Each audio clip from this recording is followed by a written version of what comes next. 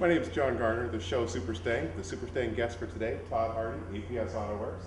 We're here checking out your inventory of fast Mustangs. They only made, this is a 2001? 2000. 2000. Yeah. But it was one of the last years they put the 351 engine in it, which was a pushrod engine instead of the modular engines that came in it. And it was rare because of that. There was a couple other reasons why this one was rare too. The color, or was it?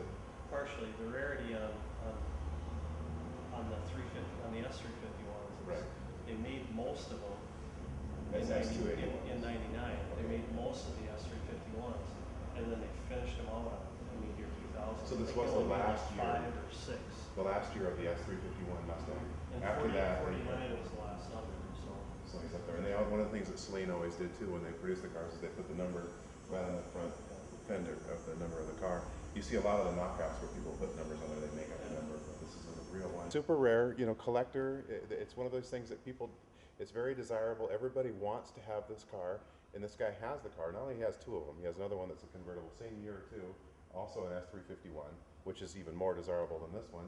But he sends it in and sets it up like the race car. Has the entire back half cut up so that you can get the slicks in there. It's got a full race chassis. It's certified to run clear into the 7s in the quarter mile. But yet the outside of the body keeps the same stock sort of appearance, so you can't really tell what's been done. If you look in the back, you see the way the tires are all sucked in. It almost looks like the rear end's too small, but what it has is that it's a completely fabricated rear end that's been narrowed, and it's got giant tires in the back that you'd never be able to fit on a normal car. And the suspension system has the ladder bars and the traction bars completely set up to transfer all the weight to the back of the car when you take off. So you take this car, you drive it, you take it down the street, and of course the wrong front tires on it now, but you drive it around and everybody would just think, first of all, they'd be excited to see a real Celine and S351, and then if you were on the street on a car like this and you were to take off, it would just, you know, with the way it's set up, there's nothing that could, you know, keep up with it. But the sad part is, you know, you take, I mean, I think it's really trick and really cool, but to do this to this car was a little bit, you know, almost over the top. But for that same reason is why I want to have it. I mean, if there was a reason to have it, it's for that exact same reason. You show up at the track, it doesn't look like a race car, it looks like a Celine. But how are you going to make this one faster then? It's already running 9s on pretty much stock. No, wait, this is not the Cobra. This is a... No, you said this was an 03 Cobra, but he took the blower. Oh, because it's got the plug-in turbo kit.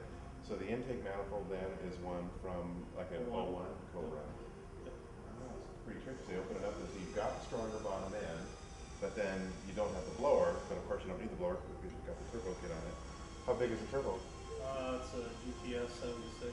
Oh, it's a big turbo. It's 76. Does it have a little action on it? Really? With the auto, it really works nice. Is that nice? A little squirt going in there?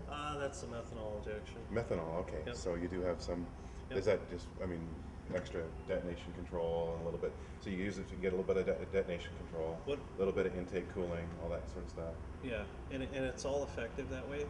Where it works the best is when you lock up the converter on the thing. Okay. Of course, you know, what you get from ethanol is the higher octane rating. Right, that's why you want it. So octane creates a lot of torque. Yeah. And the car, when you lock up the converter, of course, then you're multiplying it even more.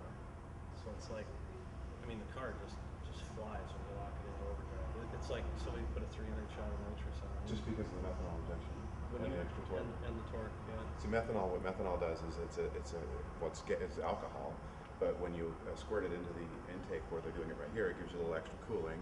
It cools the the intake charge, but it also has super high octane, and so you take what you may have had detonation problems with whatever fuel you're running, and it provides extra cooling because after you've gone through the turbocharger, even with the intercooler, your air intake temperatures are higher, and then you add a little extra octane in the end. What you end up with is a cooler, denser air-fuel mixture with higher octane, so you can run more aggressive timing.